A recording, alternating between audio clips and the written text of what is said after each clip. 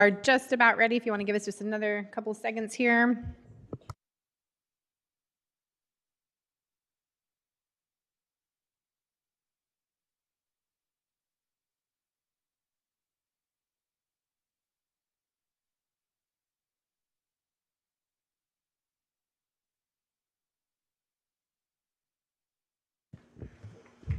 All right. Thank you for joining us this evening, either in person or online.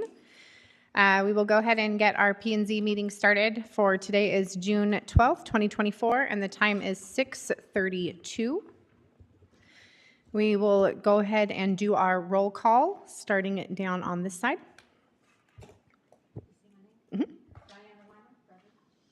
Angela Dodd, present.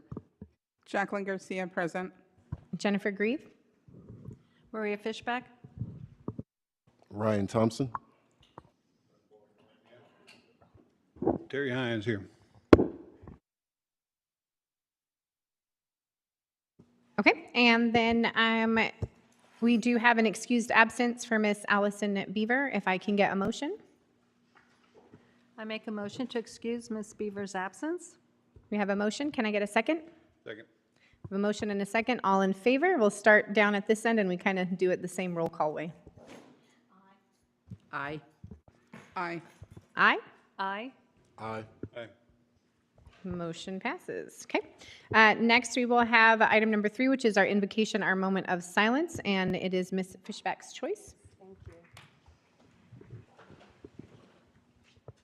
Lord in heaven, we come before you offering our thanks for bringing us together. As we prepare for this meeting, we ask that you would be with us. May our thoughts be led by you and our conversations be inspired by you. Help us to put our own agendas aside and seek your will and outcome for this meeting. Please grant us wisdom in times of uncertainty and clarity in times of confusion. Lead us to solutions and help us strengthen as a group. In Jesus' name we pray. Amen. Amen. And our Pledge of Allegiance. I pledge allegiance to the flag of the United States of America and to the republic for which it stands, one nation, under God, indivisible, with liberty and justice for all.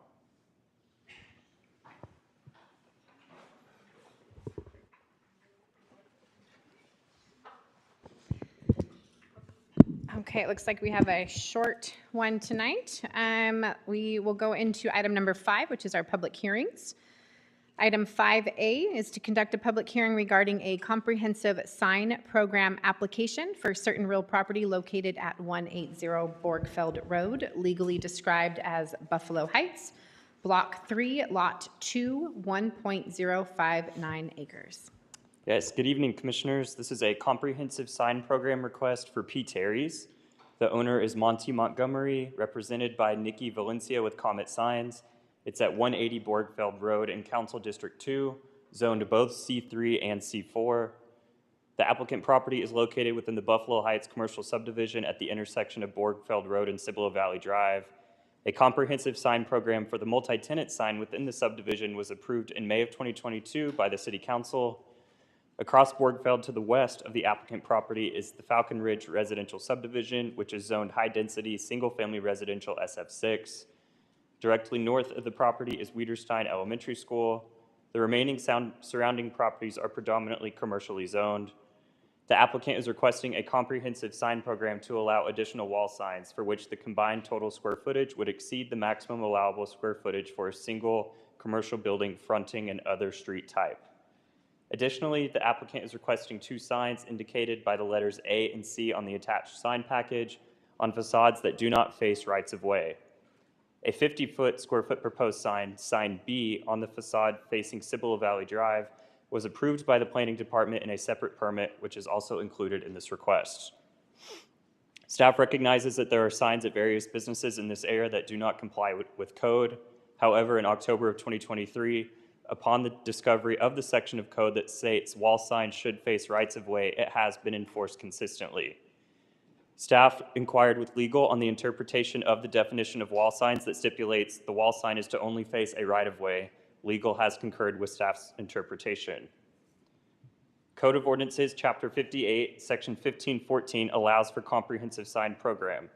The use of comprehensive sign program is designed for integrated commercial and industrial developments that generally have multiple uses, multiple shared points of access, or that may be a part of a large-scale development, such as a shopping mall or industrial park that is identifiable by a single development name or by a school or hospital that may have multiple buildings and/or special signage needs to allow site or site development project signage that is appropriate to the character of the development in order to adequately identify the development in a form so as to provide a good visual environment, promote traffic safety, and minimize sign clutter in a form that is appropriate to the development and consistent with the purpose and intent of these sign requirements.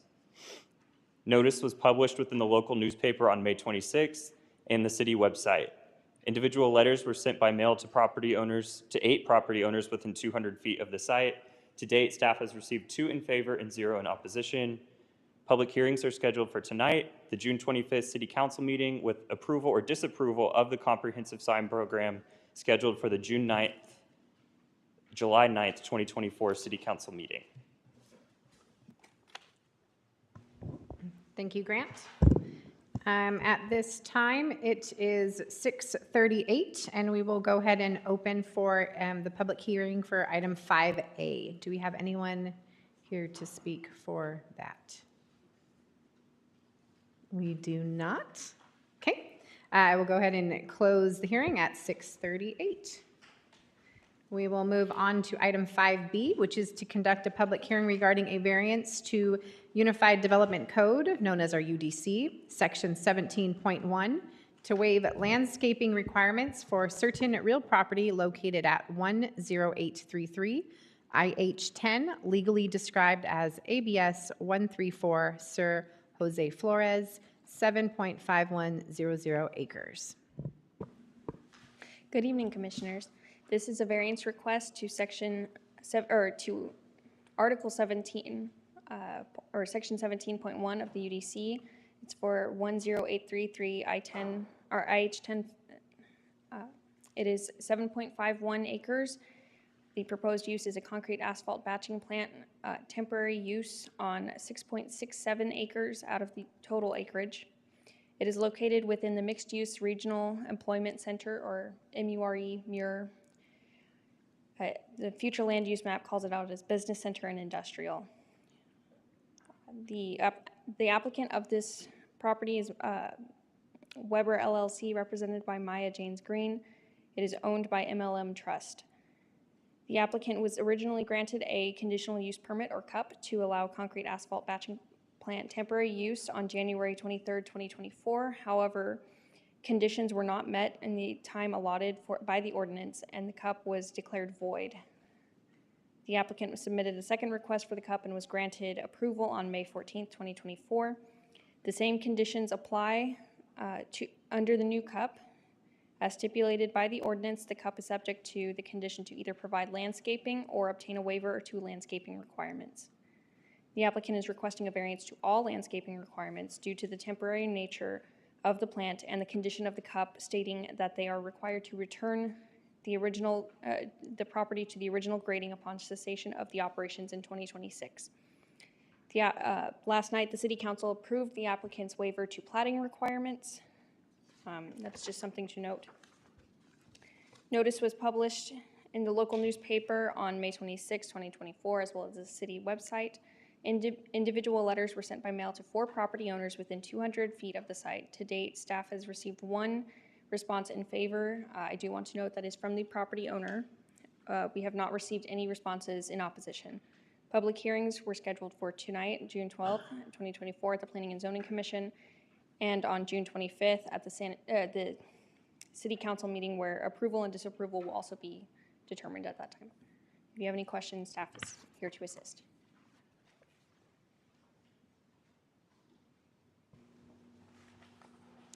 I don't believe we do. Okay, I will go ahead and open our public hearing. Time is 6:41. Do I have anyone here to speak on item 5B? We do, yes. If you could please state your name, and did you want address, Ms. Peggy, or just name? Just the name. Just the name, please. Okay. Oh, and I'm sorry, Ms. Peggy, did we have anyone for citizens to be heard? Do I have a sheet? That's coming up next. Oh, okay, gotcha. Hi, my name's Michelle Welch, and I'm here just because I own the house adjacent to this property we're talking about. And I understand they wanted to waive the rights for the landscaping. Bringing it back to the original, the way it was before, is impossible now because they've completely filled in the pond and just left nothing but a ditch there. This ditch, when it rains, comes all the way up to my stairs, to the back porch where the staircase is. I can't mow there. There's mosquitoes and trash that's in there. I would like that to be filled in, corrected, and I have no view anymore. I've had to give up a lot. And I just pray, please, somebody help me. I don't even know where to turn with this, but I can't, it's not satisfactory to live like that and have this the way it looks right now. And I hope they'll fill the pond in and put landscaping and do whatever they can to make it a nice view again. That's all I have to say. Thank you. Thank you, Ms. Welch. We appreciate you coming up. And do I have anyone else here to speak on this public hearing item tonight? Okay, I will go ahead and close the public hearing for item 5B at 6:43. And we have no one here for citizens to be heard? Okay. And we have no one here for item 6, citizens to be heard.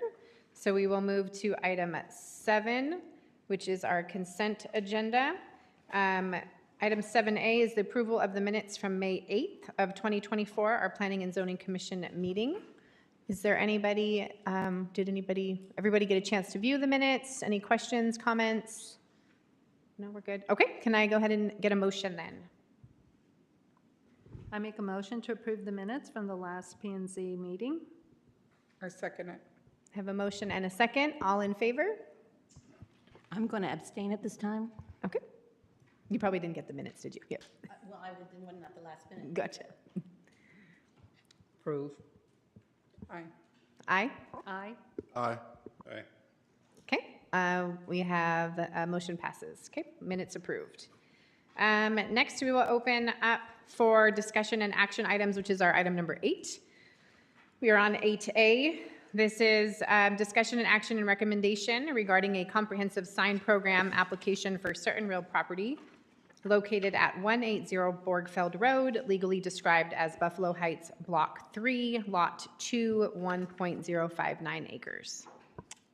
Hello again. This is a comprehensive sign program request for P. Terry's. Again, it's owned by Monty Montgomery, represented by Nikki Valencia with Comet Signs, located at 180 Borgfeld Road in Council District 2. It is zoned both C3 and C4. Again, the applicant property is within Buffalo Heights. A comprehensive sign program for the multi-tenant signs within the development was approved in May of 2022.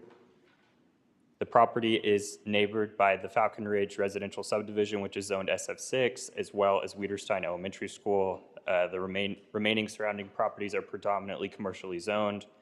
The applicant is requesting a comprehensive sign program to allow additional wall signs for which the combined total square footage would exceed the maximum allowed square footage for a single commercial building fronting and other street type. Additionally, the applicant is requesting 2 signs indicated by the letters A and C in the attached sign package on facades that do not face a right-of-way. A 50 square foot proposed sign, sign B, on the facade facing Cibolo Valley Drive was approved by the planning department and is included as a separate permit, but also included in this request. The Planning and Zoning Commission's recommendation options are as follows: to recommend approval to the mayor and city council of the requested comprehensive sign program, to recommend approval to the mayor and city council of the requested comprehensive sign program with conditions, and to recommend denial to the mayor and city council of the comprehensive sign program with findings. Comprehensive sign programs shall be subject to review by the Planning and Zoning Commission and approval by the city council. The Planning and Zoning Commission shall recommend that the city council approve, deny, or approve with conditions any sign program application it finds by a preponderance of the presented evidence that approval or denial conforms to the criteria listed in section 5814, items 3 through 7. Item 3 states compatibility required. The comprehensive sign program shall promote compatibility for all signs within the specific development. Architectural theme, materials, and colors should be consistent or complement the overall character of the development in which the signs are proposed to be located, as well as the area surrounding the development in which the signs would be located. And staff finds that the proposed signs match the vintage aesthetic established in the approved Buffalo Heights sign program and overall development. Item 4 states size and height. Signs proposed under the comprehensive sign program shall be no larger than a maximum of 50% of the standards of the sign regulations, unless the applicant can demonstrate a site-specific consideration or considerations as to why a deviation in excess of the 50% standard is justified. So per Code of Ordinances, Section 5812, on-premise signs, a wall sign for a street that is categorized as all other streets. The maximum sign face area is 60 square feet, and it may include an additional square footage of 0.005 times the first floor square footage of the building. Staff finds that the applicant requests an additional 50 square feet, which exceeds the allowed maximum 30 square feet that would be allowed by the sign program. Sign C is not a wall sign per the code definition, but rather a freestanding sign due to the method of mounting. Freestanding signs are held to the same standards as monument signs. Sign C complies with most regulations for monument signs except for mounting height. Item number 5 applies to off-site signs, and staff finds that this item is not applicable in this case. Item 6 applies to placement. Signs proposed under the comprehensive sign program shall be placed appropriately in areas visible and readable. Review of location is considered by traffic movement of surrounding streets, traffic volumes and access points, and engineering standards. Visibility triangle, sign orientation, and topographic features. Additionally, Code of Ordinance Section 58.5 states that wall signs must face a right-of-way, whether it be public or private. Staff finds that Buffalo Heights plat does not call out private drives to the east and south of the applicant property as rights-of-way. These drives essentially function like flag lots, providing direct access to Lot 4, which would otherwise be cut off from the road by Lot 2, the applicant lot. The drives are a part of Lot 4, meaning they do not meet the UDC definition of a right-of-way, which requires a right-of-way to be established and shown on a final plat and is to be separate and distinct from the lots or parcels adjoining such right-of-way. Additionally, the proposed sign placement of the sign is on the front entrance of the building. This placement is typical of most businesses. However, due to the regulations regarding placement, it is not allowed on this facade. Item 7 applies to integration. All signs must be integrated with the design of the building and the site development, reflecting the architecture, building materials, and landscape elements of the project. The means of integrating freestanding signs with the architecture of the building may be achieved through replication of architectural embellishments, colors, building materials, and other elements found in the building design. Integration should also include the use of sign graphics that are consistent in terms of lettering style, colors, and method of attachment as used for wall-mounted signs found on the building. And staff finds that the proposed signs integrate well within the design and architecture of the building, and staff finds no issue with the design and method of mounting. The applicant is here if you have any questions, and staff is also available to assist. Thank you, Grant. I do have a couple questions for staff that I know was like last minute, and I'm sorry because, you know, there's just things that like pop into my brain right as I'm really on the line here to come in. Because I know that the letter from Comet Signs had compared what they were asking for as to what we already had in the city. An example was Chick-fil-A. Can you give me a little bit of background? Was that one also a variance required? Is the Chick-fil-A, does it fit within the 50 square foot? Like, where are we at comparing apples to apples, I guess? Yes, I did ask Ms. Huerta to take a look at this. So Ms. Huerta, if you'd like to respond on that.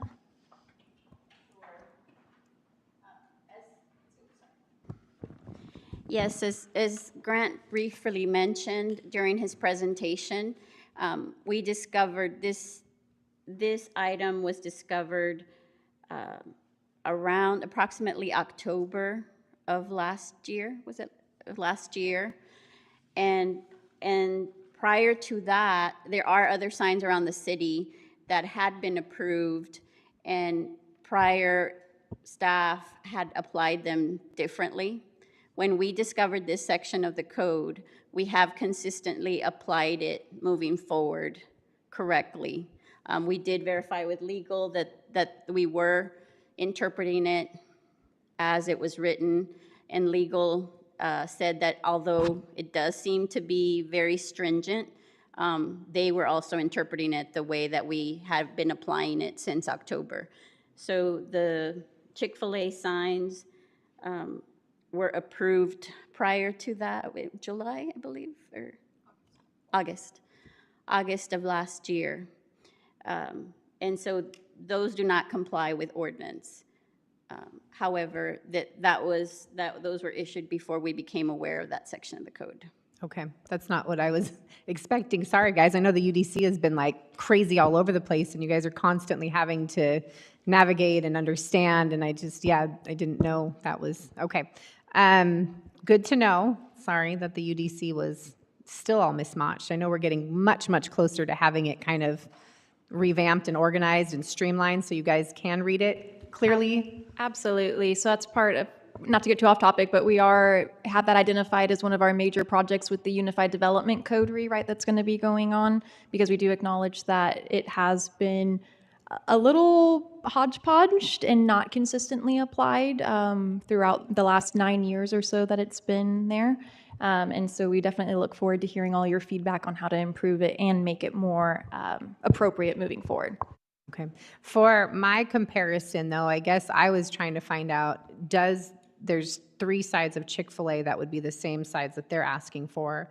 Is that comparable to like 50 square foot, or is that much larger, or like what? Because again, my brain, I get we have on these little sheets like 3 foot by 4 foot, but I'm trying to compare what's around it to be fair. And I'm not really sure what the other ones, I can't get up there and measure it. Each of the Chick-fil-A signs are 59 square feet in size. And so I believe when that was reviewed, the reviewing planner was unaware that it wasn't per facade. And so they did approve 60 feet per facade, not more than 60 feet. So that's why they fell at 59. So they would have complied had the ordinance allowed 60 square feet per facade. But we're at 60 square foot total around the whole building. Correct. So is that something that's being addressed? Because that seems like a very small amount. Because I don't think, again, not trying to keep bringing up Chick-fil-A, but as I was driving, I didn't feel like their signage or wording was like atrocious. I didn't feel like it was an eyesore. It seemed about fitting. So it would have had to been like 1/3 that side on each side of the buildings, basically. And and not knowing previous staff and team members that were here, I believe that same thought is likely why those may have been approved, because I think all staff here would agree that the signs that are up there in that area are not offensive. They seem reasonable and in scale, and so that's likely why they maybe had been approved. However, the strict interpretation and reading of that table within Chapter 58 is a maximum of 60 square feet total, however you cut it. Okay. I'm just thinking we're probably going to be up here much more often for variances because, well, 1, we're starting to set a precedence, but 2, it does just seem really small. And that's my opinion, and I don't mind anyone else weighing in. Yes, ma'am.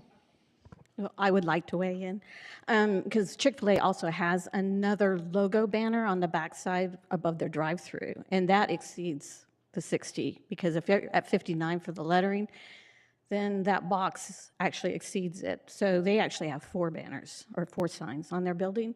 And to support you on your thing, on my research, my notation in regards to the letter was that the they stated, Grand Pies Pizza, Turning Stone Veterinary, and Sonic, and those, I think, are, that statute 5814 was amended in July of 2021. Those were all established before July of 2021, so whatever the UDC was at that time, they probably would have adhered to, and all the businesses that are in the next complex over where they address it, the signs are facing not towards the road, but, perpendicular. And those were also established before 2021. So, if you're going back and you're researching, rules will change as time goes on because needs will change. And so I would actually technically say that those were established in a different time period to a different rule. And that from July 2021, you were supposed to start to adhere to this new UDC or new ordinance. Okay. Yes, 2021 was bandit sign ordinance was adopted, so that was the change that was made in 2021. But when this regulation of signs fronting a public or private street, that was actually adopted in 2016. I agree with you. That's what my notes say. Gotcha. Okay. So that covers the question I had on that. I guess we'll just go down. Do you have anything else to add? I'm going to go down and give everyone their turn to speak, and then we'll get ready. I do have lots of questions because they also addressed a monument sign. And you're trying to say that the P. Terry's that's going to be on the front that faces the, when I put it in my map, my understanding is you have the entrance sign, the big one that's on the post, is that going towards Falcon Ridge or is that going towards? It's kind of both. I feel like the X's, right, the poles, it's kind of not exactly facing Borgfeld, but it's not facing Cibolo Valley Drive. I feel like, is that right? Do you mind coming up? Yeah, and I know they're still building, and so well, that was loud. I know they're still building, so I wasn't sure if, when you look on the side facing Borgfeld, right, you have like one little X in the bottom. Oh, is there a recent picture? Oh, there's no. And I would like to add that if you could put a compass rose on a map, it also helps with the orientation because in the documents you're using north, south, east, and west, and I had to use Google Maps in order to orient. Gotcha, okay. And I'm sorry, and your name, please? Hi, my name's Maggie Starr with the Comet Science. Okay, hi Maggie, nice to have you here today, thank you.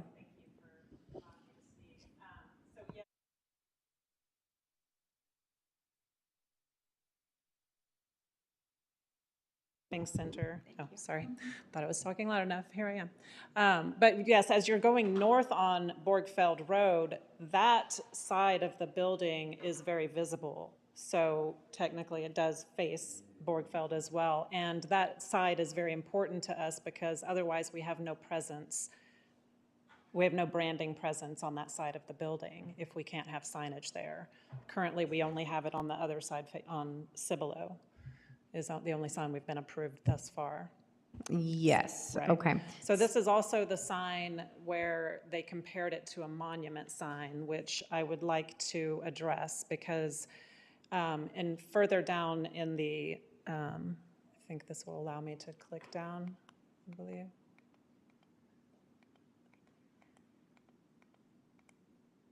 This is not what we sent. This is the. This is your application. Okay. This is the sign though. So this, and in the package that we sent over this morning, I showed some actual pictures of this sign that we do on other buildings. This is very typical for the P. Terry's brand is to have those, they have the red poles on one end of the building. And the way that the building, there you go, thank you, right there.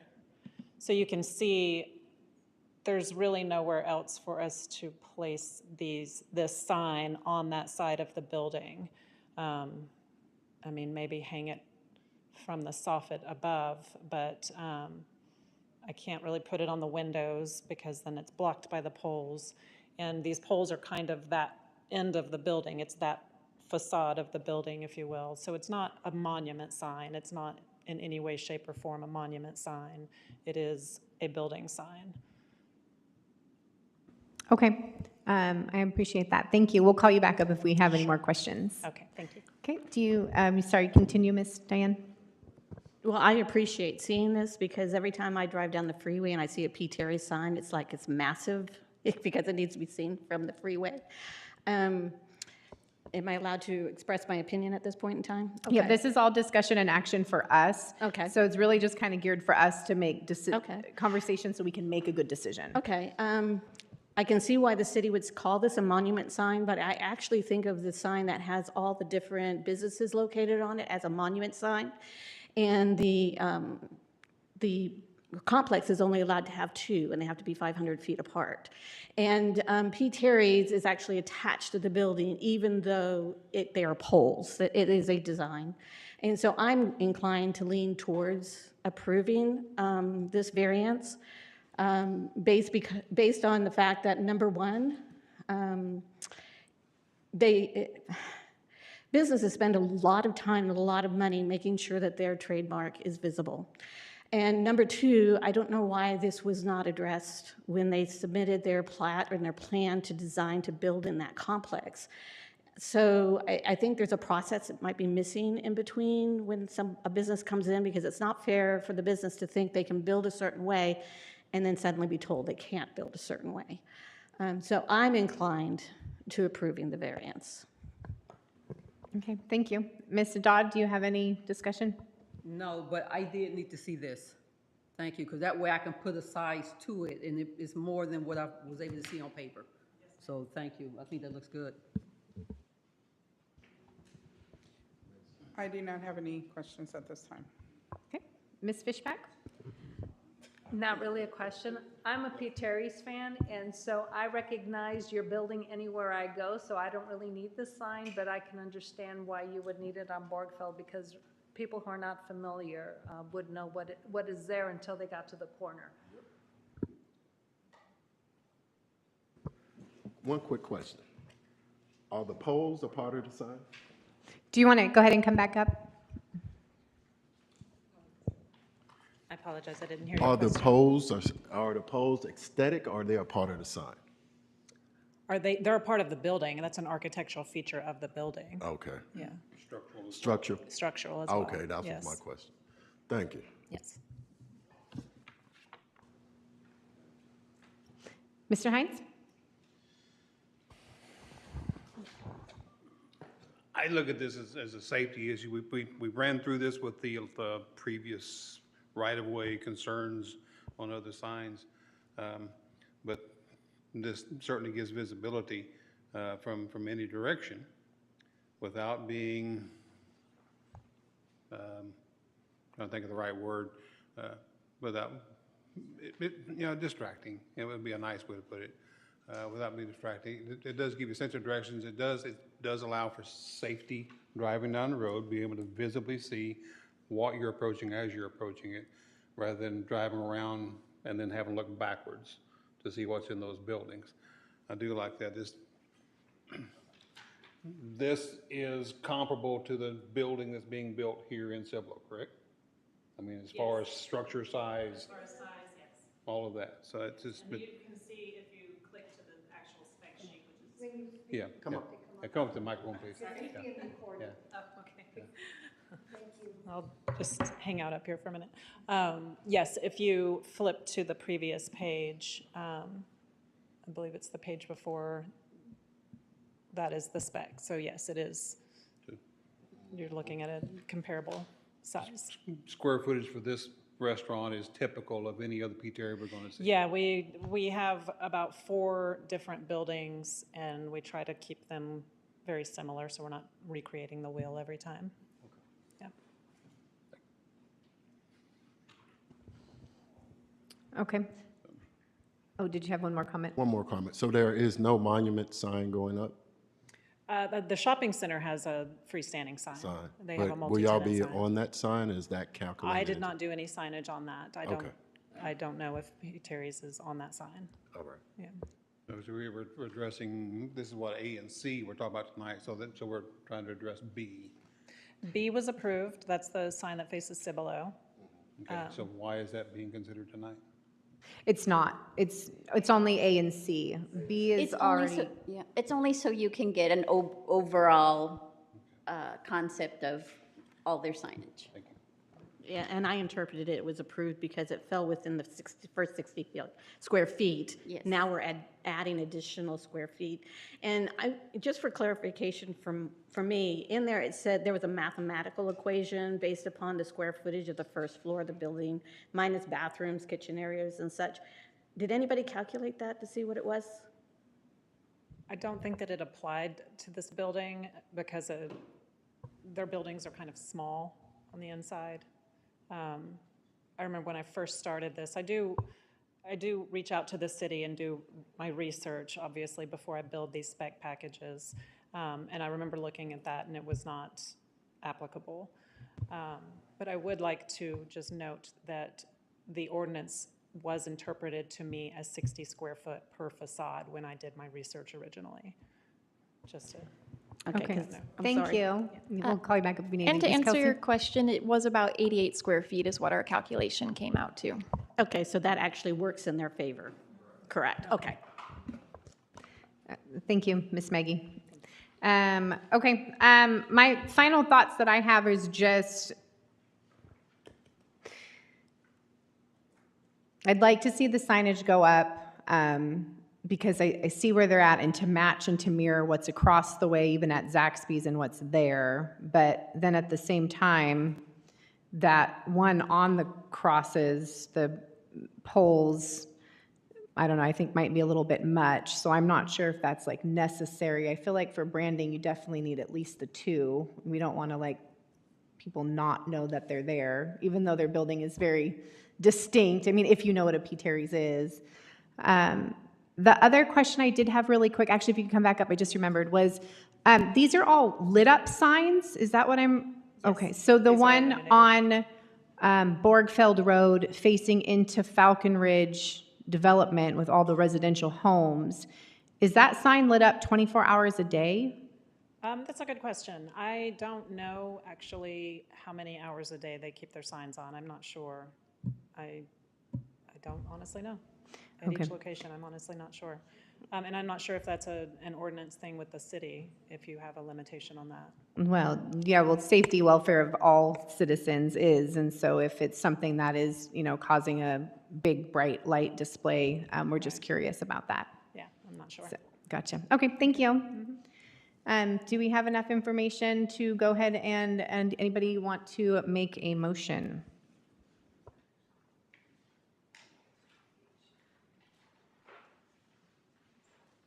Can I ask one more question?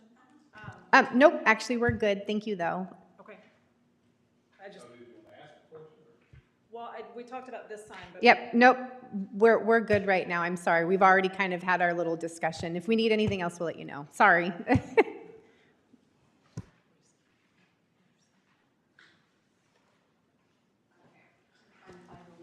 Yeah, it's usually best to go off of the public hearing because it will have 1, 2, and 3, and it'll have recommend with conditions or denial, and it kind of gives you that main line.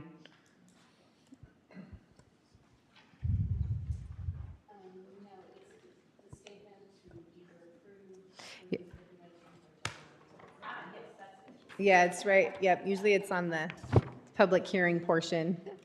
So, It's a nice tidy little. are you ready for me to make a motion? 'Cause Yes, I don't ma'am. know If you have a motion for the floor, please address. Okay, I recommend approval to the mayor and council of the requested comprehensive sign program for certain real property located at 108 Borgfeld Road, legally described as Buffalo Heights, Block 3, Lot 2, 1.059 acres. We have a motion on the floor. Do I have a second? Second. We have a tie for a second. We'll go ahead and go with Mr. Thompson. I have a motion and a second, so we will start at this end. All in favor? Aye. Aye. Aye. Aye. Aye. Aye. Aye. Okay, motion passes. Thank you, commissioners. Okay, next we will move on to discussion and action item number 8B. Discussion and action and recommendation regarding a variance to Unified Development Code, UDC, Section 17.1 to waive landscaping requirements for certain real property located at 10833 IH10, legally described as ABS 134 Sir Jose Flores, 7.5100 acres. Ms. Lindsay. Good evening. Once again, this is a variance for 10833 IH10. It is owned by MLM Trust and represented by Maya Janes Green of Weber LLC. Once again, the applicant is requesting a variance to all landscaping requirements due to the temporary nature of their conditional use permit that was approved in on May 14, 2024. They are scheduled to cease operations in 2026. So variance, UDC Section 4.3.5.3 has criteria for granting a variance. First criteria is special conditions and circumstances exist which are peculiar to the land structure or building involved, which are not applicable to other land structures or buildings in the same district. And staff finds that this request is tied to the IH-10 corridor expansion project, where this facility will operate until the completion of their contract with TxDOT in October 2026. The applicant is required per the approved CUP to restore the property to the original grading once the project concludes. Item B is that the literal interpretation of the ordinance would deprive the applicant of rights commonly enjoyed by other properties in the same district under the terms of the ordinance. Section 17.1.c states that prior to the issuance of the certificate of occupancy for any building or structure, all screening and landscaping shall be in place in accordance with the landscape plan approved as part of the site plan. Staff finds that the application of the ordinance requirements would not deprive the applicant of rights commonly enjoyed by other properties in the same district, because all properties in the development would be required, or all proposed development would be required to adhere to the same city standards based on the current scenario. Based on they're required to adhere to the same city standards.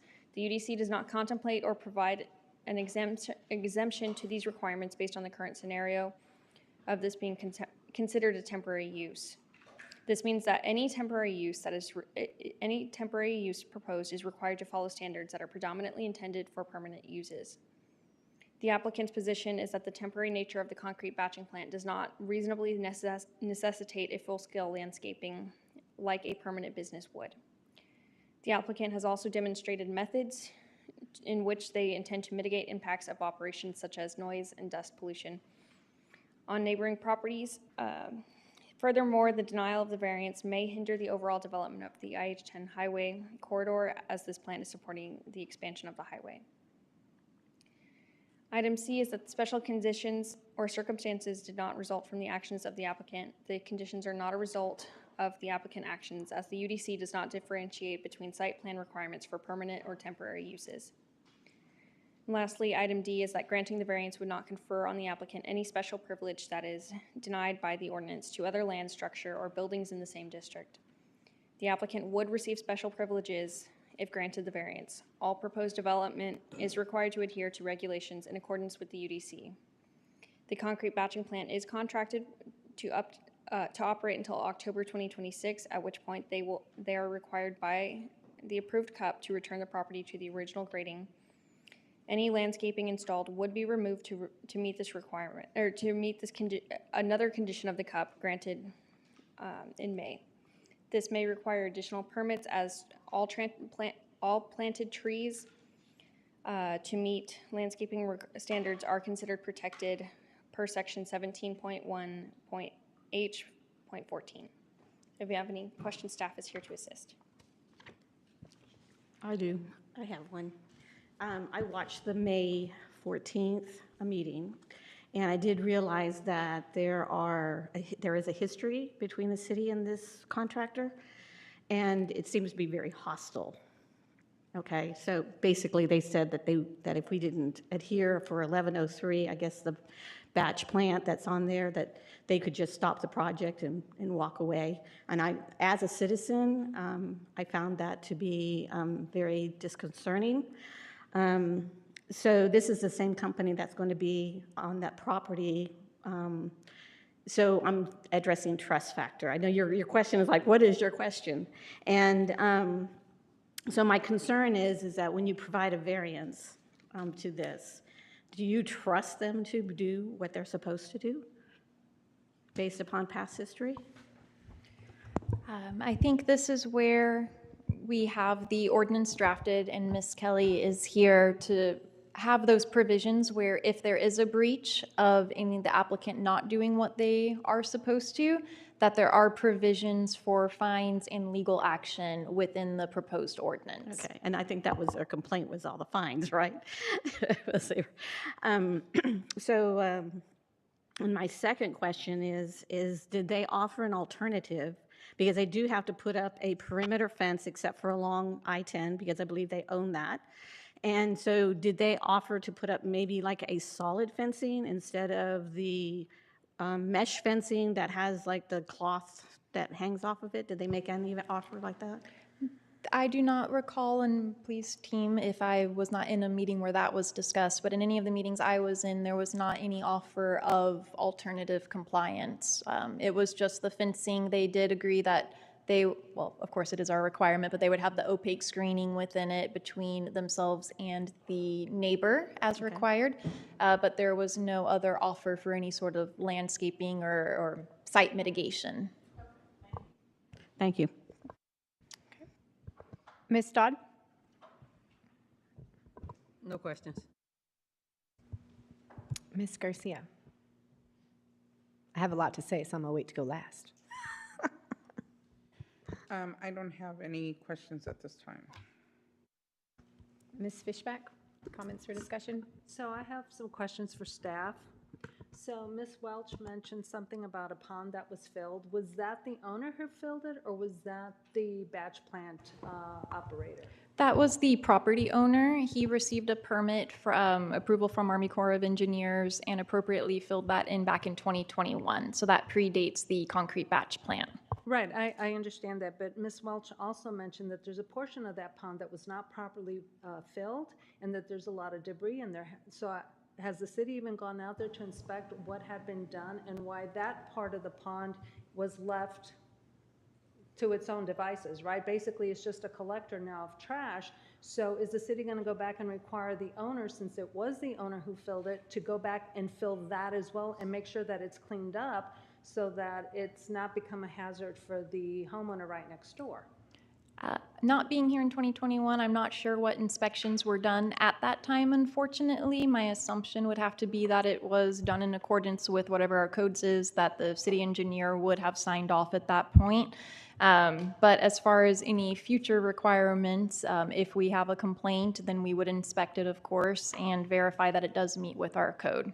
Okay, so they would have to file a complaint then, is what they would have to do? Yes, and we have reached out to Mrs. Welch in the past and provided our business card. So at any time, if she would like to direct it to staff, we have not to date received any formal complaints to look into, but we certainly would whenever we get that. That's our normal process. Sure, sure. And then you mentioned that they did not volunteer any alternatives. So is there anything right now separating the batch plant from the private property? There's nothing. It's just the expanse of space, but there isn't any natural features or trees or shrubs or anything at this point. Right, so, and is it too late for the city to require them to put some sort of a temporary fencing up at least, to at least hold any debris that might be coming off of their property so that it doesn't fly onto theirs, to the private property? So if there is evidence of things leaving their property, then yes, that could be enforced just as part of our standard process. Because the property owner or the business operating there is responsible for ensuring nothing is leaving their property. Okay, thank you. Mr. Thompson, any questions, comments, discussion? Yes, I have just a few questions. So thank you, staff, for all you do. I appreciate that. I think my biggest angst was, I believe, I haven't caught your name, Miss Diane had my sentiments to the T about trust in business. But my thing is now we're going to have to go forward with this project, right? And if they can, if she comes back and, the property owner comes back and says, hey, I have all this debris on my property. They have started 3 months in, say 90 days, and everything is going awry. And then code enforcement comes, sends a fine, they pay the fine, and we continue that process until everything is, till 2026, when the project is complete. Because what I foresee, I know my question is, what I foresee is more trash coming on her property or debris. And I know that it's a pond, it's a little piece, 6 feet covers her property. It spills over to hers. So they filled in the pond. No communication was done between property owner and company to mitigate that so it wouldn't be a problem and put the fencing up at the same time. How can we alleviate that going forward? Like, what can we do as city, I guess, city leaders to get that done so we don't have these headaches in the near future? So I think there are a few things in there, and so I might have to have you remind me of which, if I don't address it all.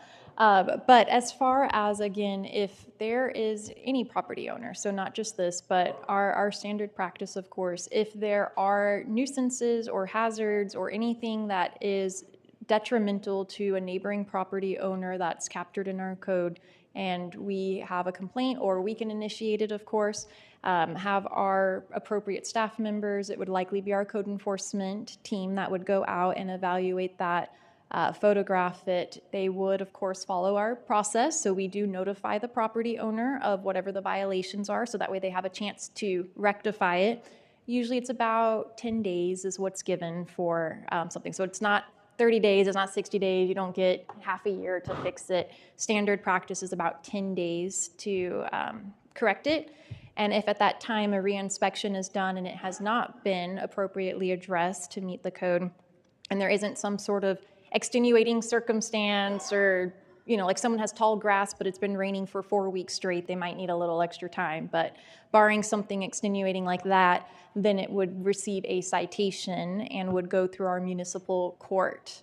I'm not sure if there's anything about Chapter 54 that you would want to address that's separately from our standard process? I think in regards to the nuisances, I believe Kelsey identified that would be the process for what's been described as overflow drainage, trash, any other dust mitigation, any sort of things like that would be addressed through the nuisance procedure. The existence of the structure is currently in violation because it was constructed prior to getting the zoning compliance to do this. The CUP is allowing that process with conditions, but in the event that the property owner does not meet those conditions, the existence of the zoning violation continues. That would be enforceable not only through the criminal proceedings through municipal court, but also through civil enforcement through a Chapter 54 proceeding. In many ways, they're similar in that they result in fines, but they're differently categorized in different amounts. Okay. Okay. Oh, you're gonna. We'll see if we have time to come back around. Go ahead, Mr. Hines.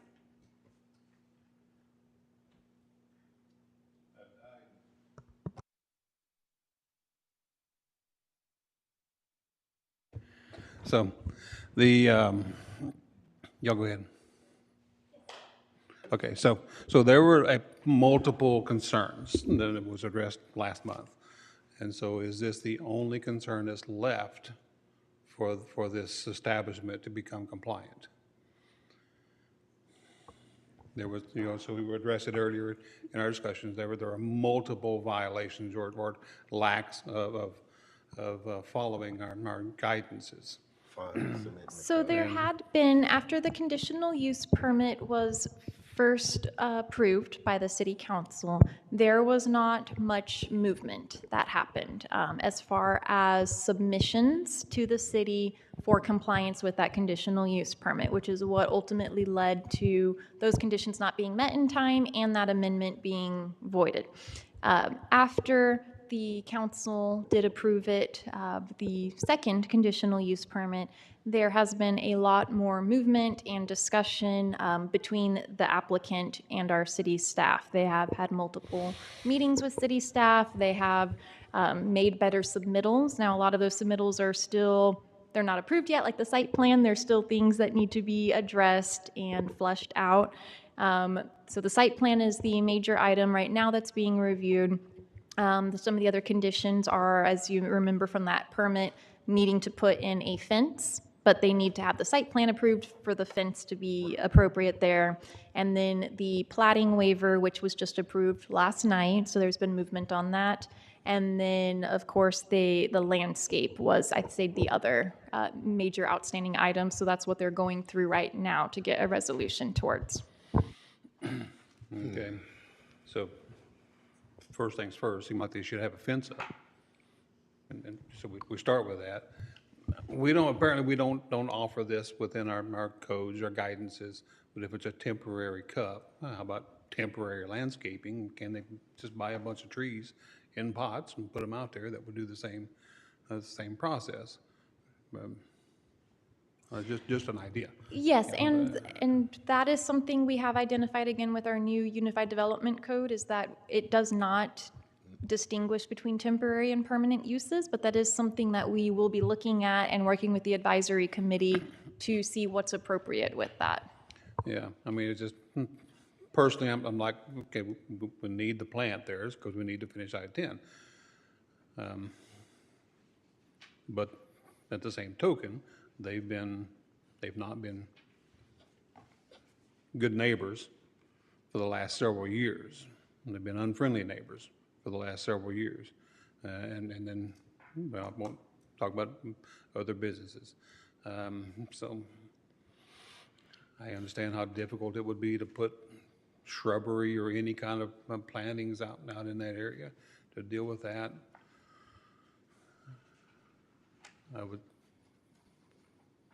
So I guess I would be asking you to just try to tell the future if you think there's going to be other requests for variances when this one gets granted. Now, okay, now I don't need the fence. We'll grant that. I don't need that. So That was my biggest concern. Yeah, so one of the things I wanted to see if we could put up was, just so everyone could see, and I know there's people at home that are really interested in this, the requirements for the buffer and the landscaping. Is there a way to pull that up and put that up? Because the questions that I have are when, we're going to say 2020, 2021, somewhere in there, when Mr. Flores or whatever, they knew they were going to start. It's not like when you build a concrete batch plant, it's just something they think of in a day. It was something that real estate would have looked at. They would have figured out, is this even something that can work? Is it going to make sense? So these people come in then in 2022, and they actually, and I guess I should be talking more to my commissioners, because it's not actually a question for staff yet. I would like to see some of the buffer requirements and landscape go up, because it will show, like, 20 feet requires 6 bushes or something, like that. We used to have a nice, neat little chart that kind of came, and I don't know if we can put that back on the thing, because when I was looking through the online UDC, everything's new formats and changing, and I still have the old paper copy book because I'm still half analog, and I still like my paper copies to like flag them and tag them and know where I'm going. But I know it's changed, and it's like 800 pages, and so I know I can't ask you guys to print me a new book every time there's an amendment. But I would like all the commissioners to kind of see what they're actually asking for when they're saying they want to completely alleviate all requirements for landscape and buffer, because they're not just saying, hey, we don't want to plant 10 trees because we need 1 tree every 7 feet or whatever it is. They're saying we don't want to do any of it.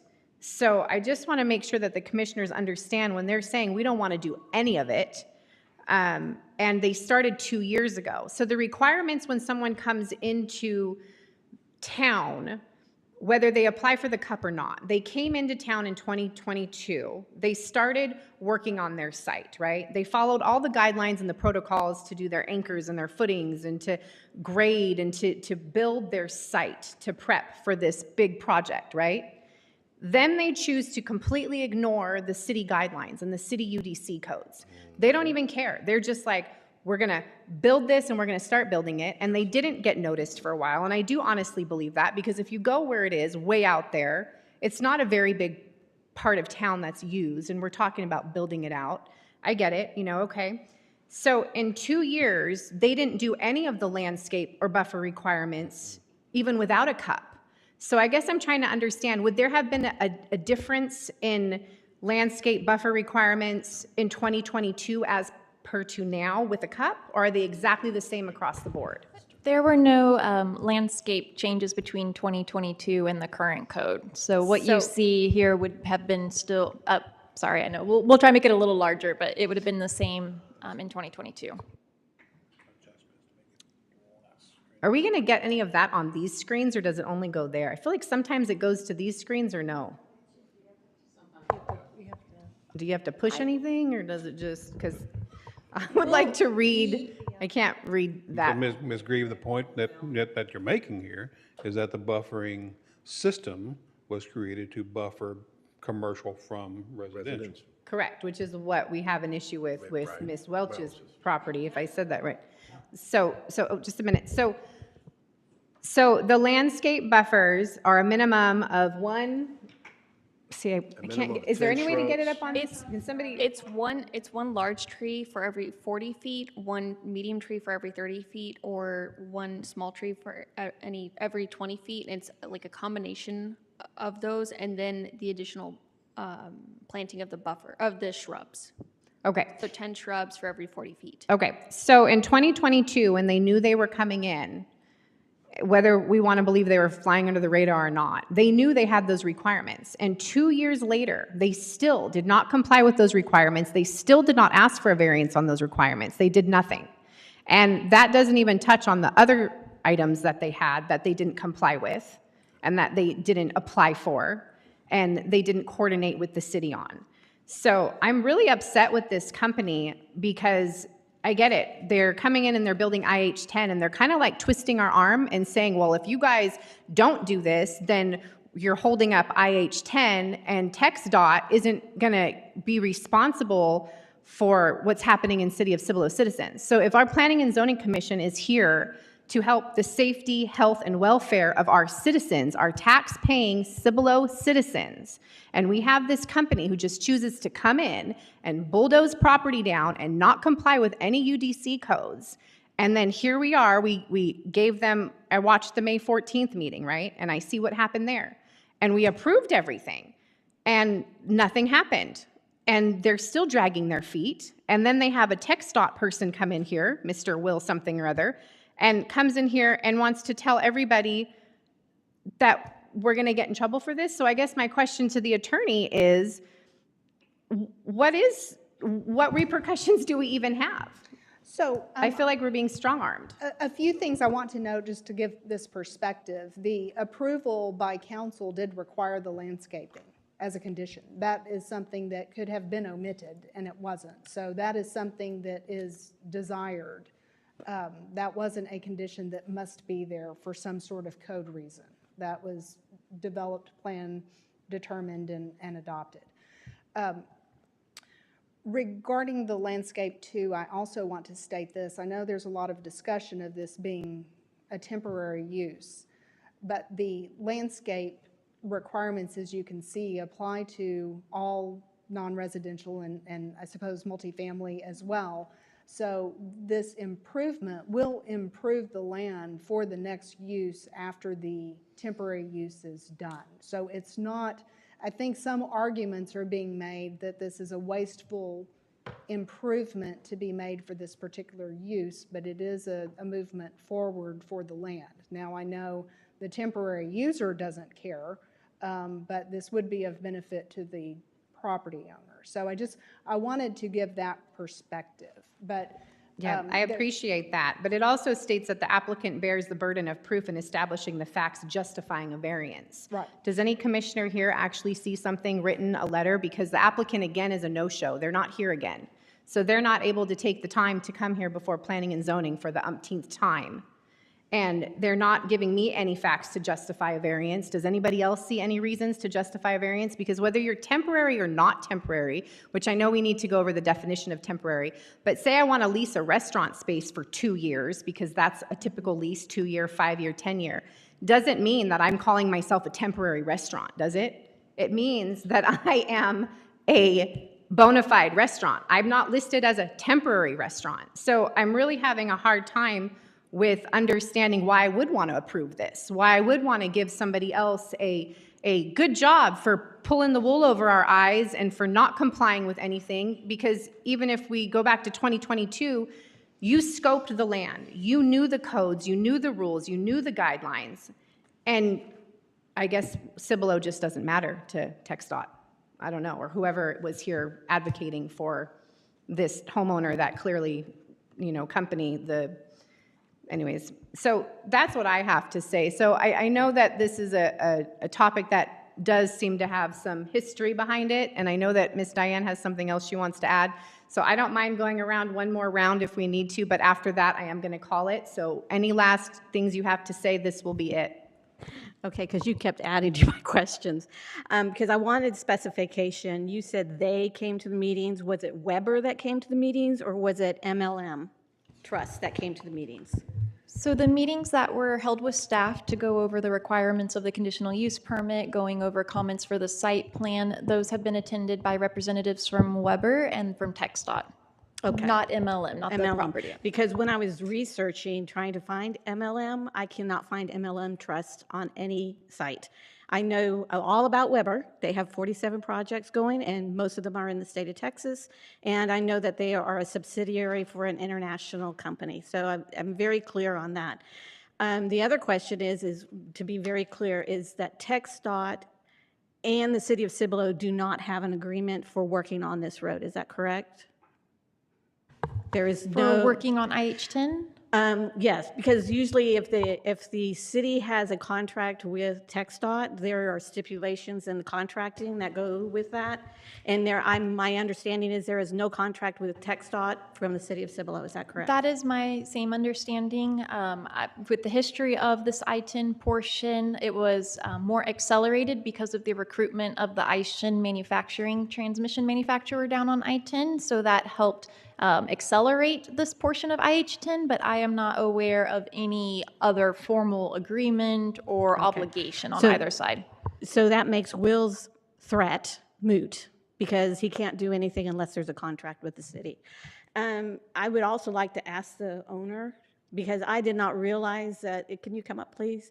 I did not realize that you've been living with this for 2 years. I thought this was a new site. I didn't realize it was the same site that was working on 1103, I believe. Is that correct? I do not believe it's the same contractor that's working on 1103. Okay, thank you for the clarification. So can you explain to me, like, where is the actual plant? Is it closer to your property line, or is it on the other side of the property line? Yes, it's right next door. That's the aerial I was hoping you guys could pull up that I messaged. So- If we could have that up for the commissioners It was to see. It was a pond, the whole area. The owner, I think is it Mark Mott, that owned the land, he began filling it in after he purchased the pond next to where my house is. And then he leased it, I guess, to Weber, and they have completed up to, I guess, the property line, but they have come over that onto my property line, and the line is not straight. It actually, on my survey, is at an angle, and they're showing it straight. So they've come over already onto my property, and then they left the rest of it as a ditch with smelly water, mosquitoes. The weeds grow tall. I can't even mow there. It's soggy. And what do you think? Do you think plantings would help mitigate this situation, or would you think a solid fence would mitigate your situation? I would like to have a view again. I had a beautiful view. It was very peaceful. I would like to see them correct this. Obviously, I cannot have the pond back, because it's just the ditch. I would like them to fill that in and put some kind of landscaping there to make it look better. Okay. Because it's just degraded my property. Okay. And I have to live with that. Thank you. I understand the city has only certain abilities.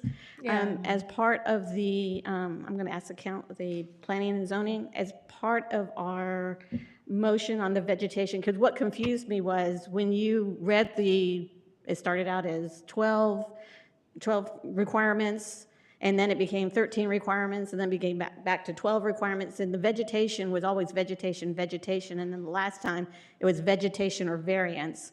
And then you said that the city council really pushed for vegetation on that category. They specifically had landscape. Right, as part of the CUP, which is the authorization that allows this type of use to avoid the zoning violation that existed up until the time the CUP was adopted, that had it had a listing of conditions. The ones that we've discussed, the platting was required, landscaping was required, site plan, COs, all of these things. But to address it with landscaping, that was a specific condition that the city council imposed when authorizing the CUP to allow the Okay. use and to allow the structures. Well, 'cause I was So- confused. But it was not mandated by any particular code or requirement, so that was something that the city council could have left off if they so desired. Yeah. But we can appreciate and understand that council, when they adopted it, did desire and expect the landscaping as described to be installed. Okay. And can we, as a,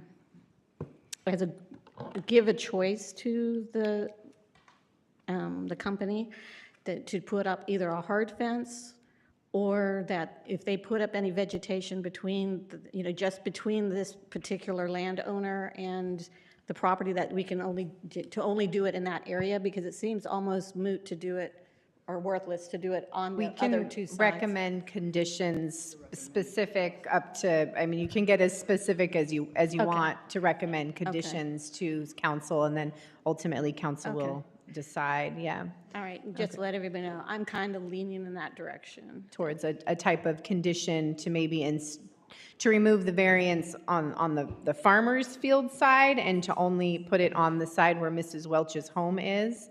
Okay, gotcha. Okay. Anything else, or I'm going to move to Ms. Dodd? Nope, okay. And gentlemen, you have to be careful how much side convo you're having, just FYI. I don't think we should be looking at even waiving landscaping requirements. If it says the requirement, either they do it or they don't. And are we gonna get in trouble with Text Dot if we slow down something on the I-10 corridor expansion? Are we worried about that?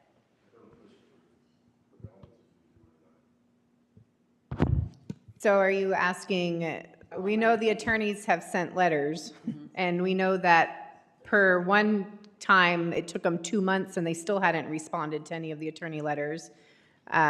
We know that this company is international, and they do this all the time as far as building, so this coming into small towns, big towns, they know what the standards and guidelines and what they're supposed to do, and they're not doing it. So it's just gonna look bad for the city if we don't approve? Well, that's technically not something we should be weighing our decision on, so, yeah, I mean, you can email the attorney when you get home and ask some specific questions. That might be a little bit helpful, yeah. Got it, thanks. Yeah, Ms. Garcia? So I am in agreement with you. I think there has been just so much that has not been done with this company, so much where they're not cooperating. I just don't see how approving it with conditions is going to change that. I know that Ms. Welsh has come up here in front of us several times. I believe she even brought photos one time to show exactly what her property looks like, and it was pretty bad. So I just don't see how approving it with conditions is going to change anything for a company that's non-compliant. So I just don't see that. Would that give you, as an attorney, any more legal standing if we had specific, detailed, like, just specifics to have a better foot to stand on when we do need to keep going after them to comply? I would contend at this point, for the time periods, which have been significant, I would contend maybe the 30 days during the prior CUP implementation period and then this CUP period. All other times are enforceable. There's a use without the required landscaping. There's a use that's not allowed. There's a use without required fencing. All the things removed from the CUP, you have a you have a use that's not appropriately zoned. So all periods of time that has existed is clearly enforceable. I mean, I don't know that we would need more specificity. Okay, gotcha. Ms. Fishback, any final comments? So I just want to make sure from staff, so the variance last night that was approved was for the platting, right? So they're not going to be required to plat, but yet our city council said, we'll grant you this variance, but we want you to still put the landscaping. And then here we are today, they're trying to go behind city council, right? Trying to do just the very thing that they were asked to do. Well, this variance would go to city council still.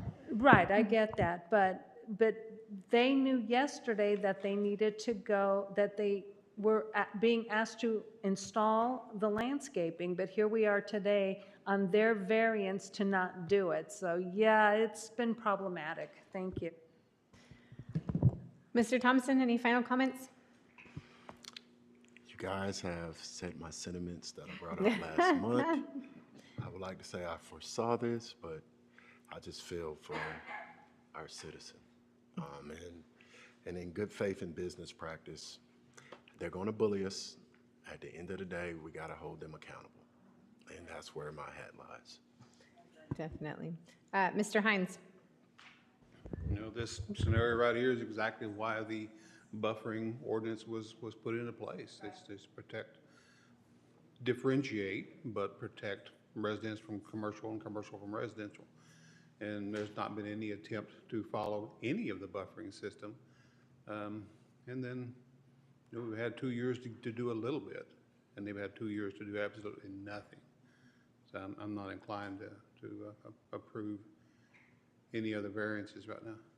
Yeah, or with any conditions. So, I mean, if I would just like to make a motion to recommend denial to the mayor and city council of the variance petition based on our UDC code section 4.3.5.3, based on there has been no applicant provided proof in establishing facts to justify the variance.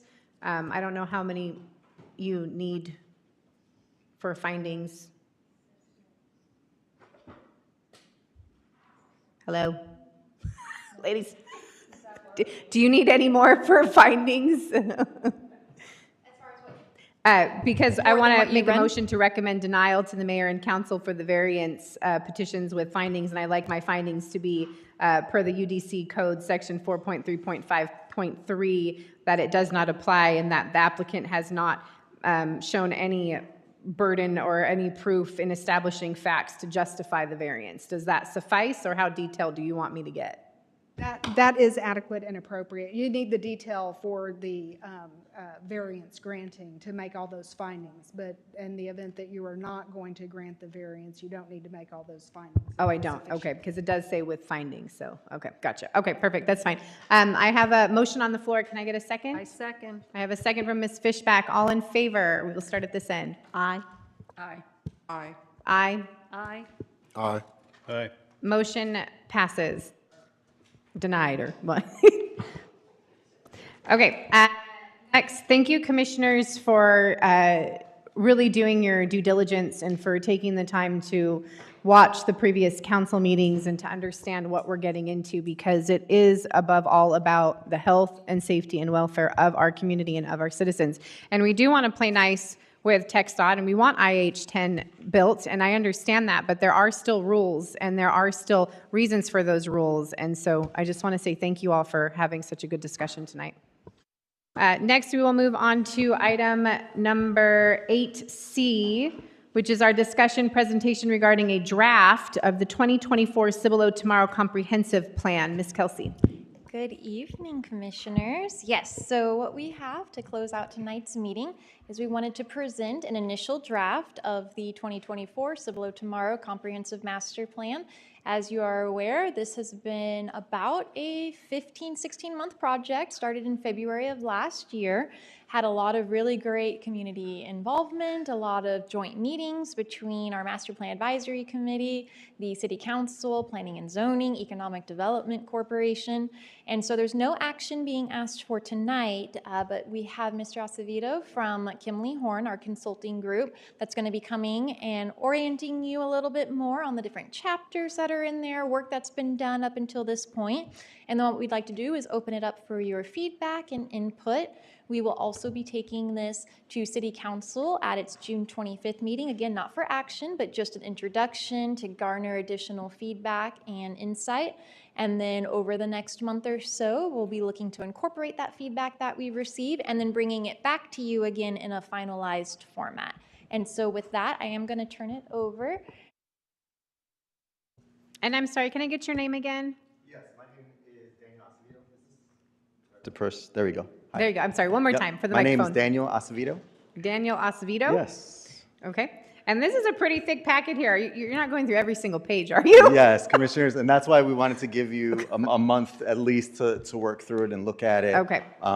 Really, give you the time to digest it. We know that, there may be just kind of high-level questions tonight, but really want you to take some time and read through it. Again, as Ms. Lee mentioned, it's been a really long process, lots and lots of community feedback and input.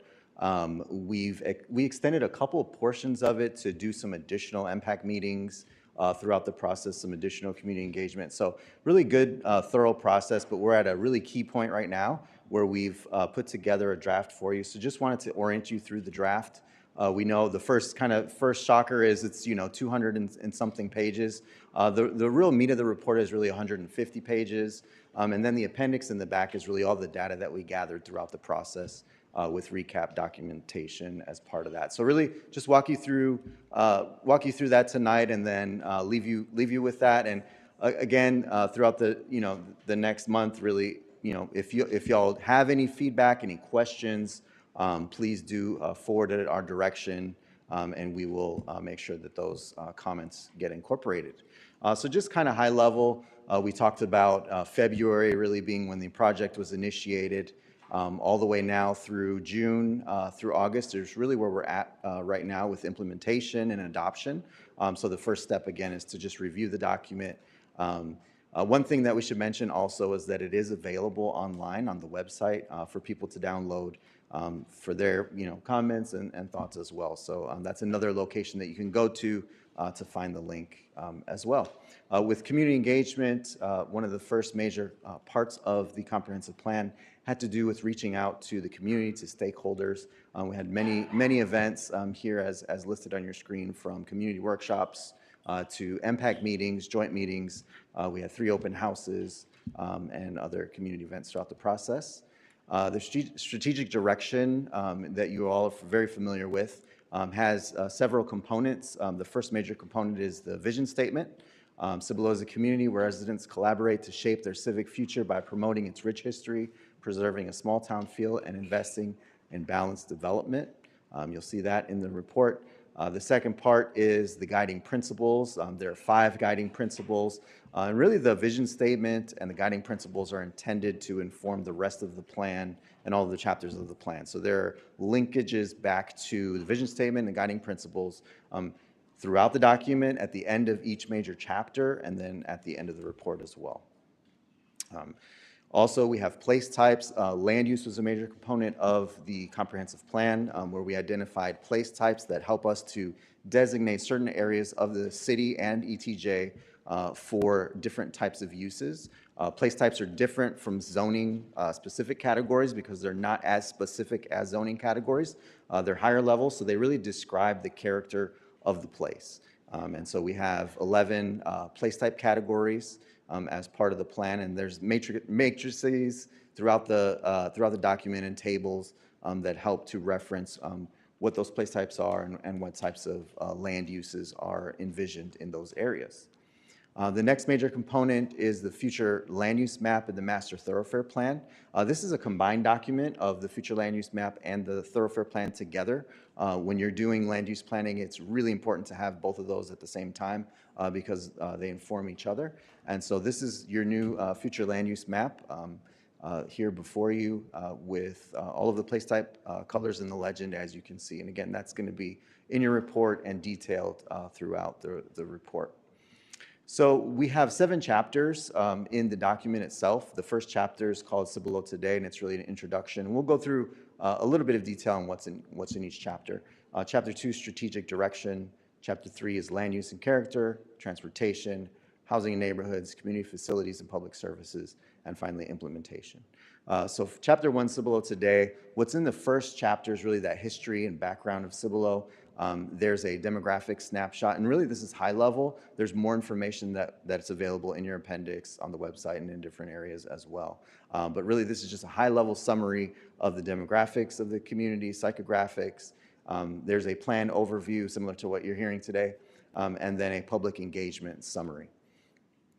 Chapter 2 dives into strategic direction and talks about those components that we just discussed as far as vision statement, guiding principles, preferred scenario, place types. Chapter 3 deals with land use and character. It's a hefty chapter that talks about many different things, the market analysis that went into and informed the future land use map, place types, the future land use map itself, and then recommendations and actions. You see there in the middle of your screen, at the end of each major chapter, we have land use actions that are tied back to the discussion earlier in the plan. They not only tie back to the discussion of land use and character, in this instance, they also tie and are keyed to the guiding principles as well. So wherever those guiding principles are primarily emphasized, you'll see that throughout the document. And then again, it's summarized in your implementation matrix. Chapter 4 is transportation. It deals with looking at the transportation network citywide. Again, that thoroughfare plan is very important. Also looking at roadway sections and roadway classifications, and then again with recommendations and actions. Chapter 5 deals with housing and neighborhoods. It talks about the existing conditions and existing housing characteristics of your community today, but then projects into the future as well. It deals with code compliance, flood mitigation, which is a very important and crucial topic that came up throughout the process, and then recommendations and actions. Chapter 6 is community facilities and public services. It's really kind of broken into two major components. The first deals with facilities, the physical facilities that the city has, and the physical needs that the city has, and then the second part really deals with infrastructure and things like sewer and stormwater management. And again, each ends with recommendations and actions. And then finally, Chapter 7 deals with implementation. It provides a summary of all of the hyphened areas in the appendix. I'm sorry, in the implementation matrix. It describes what the colors mean, but it really provides a tool for city staff to use going forward into the future to both track action items and also be able to work to really make sure that they are accomplished. So with that's just sort of high level the report. Again, don't expect you to have read the whole thing by today, but just delivering it to you, giving you adequate time to kind of read through and digest. I'm happy to answer any questions you have of me, but really that's kind of, these are the next steps, and then there will be another public hearing for recommendation in July. Okay, good. Commissioners, I just kind of skimmed through it. Obviously, we've been at a couple of the meetings before, so we kind of know the path and the direction. But are there any questions that you have for Mr. Daniel? Yes, ma'am. We will start at this end and then work our way down. Of course, I'll have one. Actually, I just have one. On the guiding principles, are these in order of importance? Because sometimes when you have to give up something, you have to decide what's more important. Did you list these 1 through 5 in order of importance? No, they're not in order of importance. They were crafted as important, and there were several meetings, and I don't know if Kelsey might have something to add to that, but she just stepped out. So we might come back to that, but it's my understanding that they weren't organized by level of importance. Okay, thank you. Ms. Dodd? Ms. Garcia? And you did say you'll be here in July to answer any questions that we would have Yes, after we'll, reviewing the complete packet. Okay, thank you. Ms. Fishback? No questions. Mr. Hines? No, tonight. You've been here a lot. You're almost taking your mail here. So you've been working hard to create all of this. Yes, sir. documentation, Yep. So I appreciate that. For sure. Yep. Thank you. No problem. Our alternate is down there as well. Ms. Hubbard, do you have anything that you need to throw in before the next meeting? Because I believe you'll be on the dais next meeting if we need a seat. So is there anything else? No. Okay. Okay. Yeah, we will definitely digest some of this and see what we have questions on. Commissioners, as always, feel free to reach out to staff if you have some specifics, because then they can reach out to Mr. Daniel and get any questions, ideas, thoughts answered before our July meeting. So in July, that is what's that phase in July? That's not the final, that's another pre-approval? So as of today, depending on feedback and those kinds of things, the schedule is that we will have a public hearing for recommendation of the plan to City Council. So if there aren't sort of major comments or major things that come up, If for some reason there's sort of major comments or something like that, I think we'd probably pivot to something else, to another plan. But again, it's kind of based on what type of comments we get back and Okay, where we're so at. So we have tentatively speaking, it's a a public recommendation. hearing in July, and then it would go to council for final review also in July? Yes, that's correct. So Okay. they have their first review, kind of similar to this one, on the 25th of the month. Okay, And then we would give them, of course, another month to kind of review it, but also we want to give them the time to understand and see the feedback that we're getting from you as well. So I okay. want to make And sure then it's it in- would go to council in July, their end of the month I believe meeting? so. And then it would be adopted, is this adopted like immediately once they say approved and we move into action, or is there any other step after that? So after you conduct the 2 public hearings that are required, then they can adopt the plan. So, if all goes really well and there's no comments, then I guess, end of July could be that time frame, but it's That's not gonna probably happen. August. Yeah, it's probably August. So, yeah, it's probably Okay. August. Okay, and then this is also being worked with on the master plan committee, or there's a comprehensive master plan committee, right? What other committees Correct. working on this? So the Master Plan Advisory Committee have conducted, again, kind of we mentioned, we had about 10 meetings throughout the process, and they have had their final recommendations forward that are part of this plan. So at the last joint meeting with P&Z and City Council that we had, that was the MPAC recommendation. So from here out, they don't have any further meetings on So the it's- plan. The other component that y'all are not reviewing today is the IH-10 corridor plan that's going to be reviewed through the EDC and recommended to City Council as well. So that those are the kind of parallel plans that City Council will be considering as a sort of a package that day. Okay, perfect. Okay. Okay, yep, like I said, there's still a lot that I wanted to go through. We did Yes, just of get our course. packets on Friday.